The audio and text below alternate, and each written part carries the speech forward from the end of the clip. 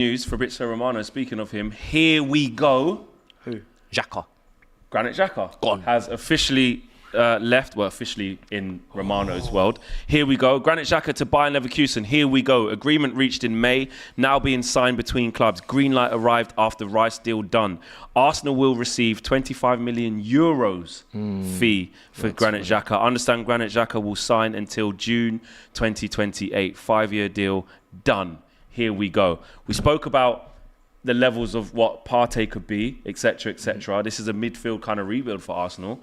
Xhaka stepping out, you know, is what he's been doing overlooked because you're getting shiny new toys in Havertz and Rice and swapping out potentially Partey and Xhaka.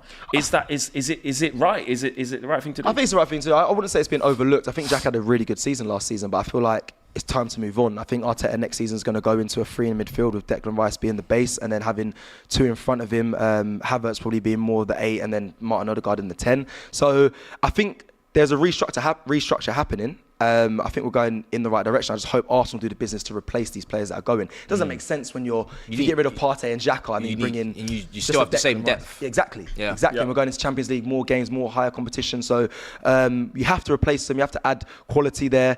Xhaka going, fair play to him. I think, like I said, I think it's the time for him to move on now. And yeah, fair play to him. I've got to give him his plaudits. He had the best turnaround story I've seen in football in a long time. So big up him. Big leader in your dressing room, man. He is. But we replaced Declan Rice is a massive leader as well. It's not like he's... But he is a massive leader, and it'll be interesting to see how quickly he kind of takes it. falls in the But there's still pyramid an ecosystem there Yeah, at exactly, Arsenal. yeah. There's still a hierarchy that Declan Rice, I think, you know what Dec's like. I think he'll get to training as well. Not that he imposter syndrome, but if he spoke to his friends, he'd probably go, mate, the level's mad. Yeah, they will. I saw Odegaard, mate, it was ridiculous. He's coming from like Souček and them, man. Like, this is what I mean. So there is going to be, and I'm not saying that Declan Rice is going to get imposter syndrome. I think he's going to be absolutely fine. Of course. Just saying that he can't just maybe walk in there and be at that straight away. But also, But he doesn't have to be. Also, Xhaka and Partey have been playing with Arteta for years, right? So they've had time to improve, to get to know the system, to make it a well-oiled machine. Because let's be honest, up until,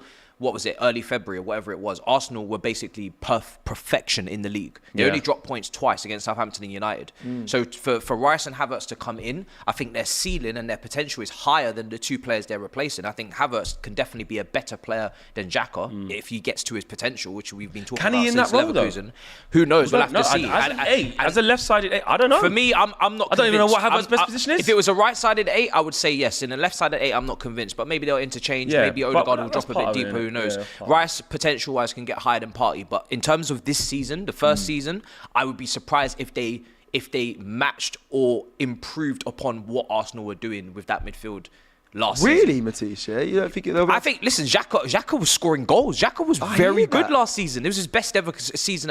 Is Havertz going to... Havertz can score. Can score goals. Havertz can miss big chances as well. How much extra points is Declan Rice and Havertz going to get Arsenal? How do they? Especially with more games. How much do they bridge the gap? In terms of Champions League as well. I think they keep us competing for the league. I really do. I'm genuine with that. I still think there's more signings to come as well. I feel like there's still a lot left of the window. I don't think this is the finished article for Arsenal. So. I think we're still up there. It still brings us more points, more chances. I think Arteta, like I said, he's going to go to just Declan Rice playing deep and then 2 in front. And it will give more freedom to the players in front. It will allow them to express. We'll have the Sakas, the Jesus, the Martinellis.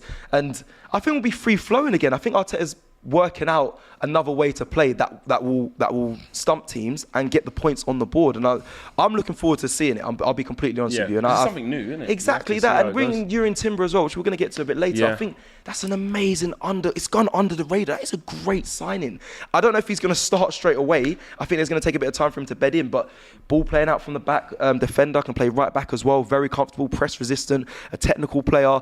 I think we re-signed the players that we wanted as well. William Saliba's still back in. If we get a good full season out of him again with no injury, I think we're going to be up there. I don't think there's going to be much drop off. Much drop off. I really don't. The imposter syndrome question, by the way, was a really good one though, because it had me thinking there, like, he is the record signing. Does he come in with that pressure? And Arsenal fans can give you that pressure, but I think Declan Rice is that guy. And I think with Arteta, I think Declan Rice, he knows himself. He knows, like, I was Mr. West Ham. I'm going to come here and I want to be Mr. Arsenal. I think he's going to come with that mentality, and not even in an ego way. I think it's very, I'm going to believe in what the manager says, what Danny Murphy said, how Mikel Arteta just has a way with words. I think everyone buys into that project and we'll get a tick in next season. I'm confident.